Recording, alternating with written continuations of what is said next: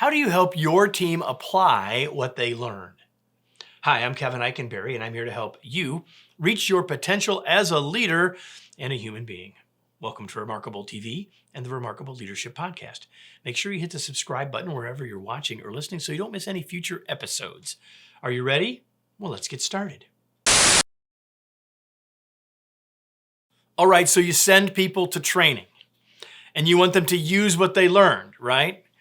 And so you're thinking, well, if they're not doing it, it's the trainer or the learner. But there's another part to this equation, and it's you, Mr. or Miss Leader. And I'm going to suggest that perhaps you're not doing your part.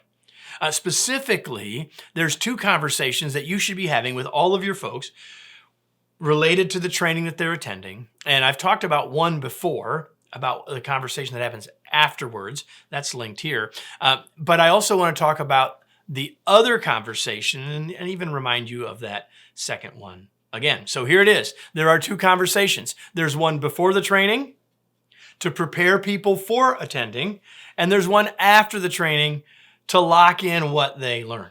So let's talk about both of them, because there are two conversations that I bet you're not having consistently. And when you have these consistently, you're going to get better results in terms of what your teams learn when they attend training. So let's start with the before.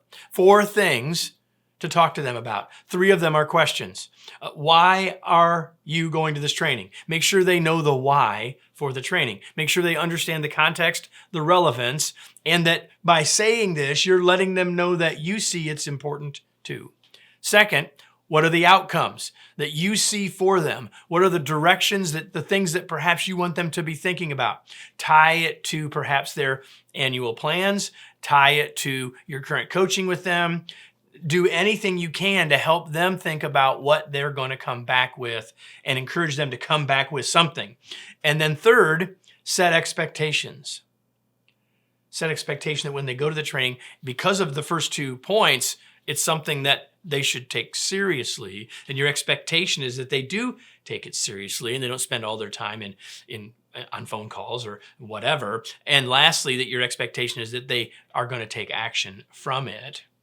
Right? And then lastly, answer any questions that they have. And that may actually come first, but you want to make sure that if they have questions about it, chances are the other 3 things will have answered them, but just make sure that everything's clear, everything's cool, and they're ready to attend. And then after they attend, in your next one-on-one, and if your next one-on-one is far distant, have this sooner than later. Number 1, remind them of your expectations. Hey, remember I said my hope was that you would take action on the things from the training. And so what were the things that you learned? That's point number 2. So what did you learn? And let them talk about what they learned, because what they got might not be exactly what you hoped, but it might be deeper and more important to them. And then number 3, when will they apply it and how will they apply it? Because it's one thing to say, yeah, I got this. It's another thing to say, I'm doing it. And then the last question, and a really important one, is, so how can I help you get there?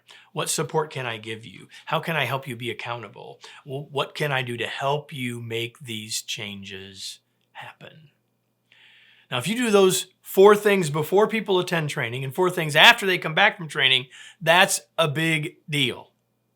But organizationally, if that's a big deal, then we should be having this as an expectation. This process of before the training and after training conversations, it should be an expectation of all your leaders. So build that into your programming and then hold leaders accountable for doing it. Because if you do, you're going to get far better results, far better return on your investment for the training that you deliver. Let me close with today's remarkable reminder. As a leader, if you want people to apply training, you must expect it and then help it to happen.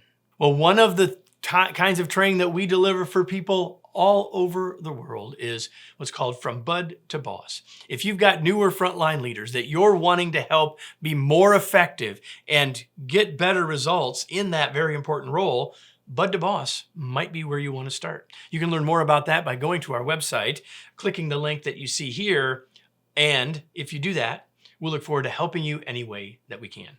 Hope you enjoyed this conversation. If you did, hope you come back next week for another episode of Remarkable TV. and the Remarkable Leadership Podcast.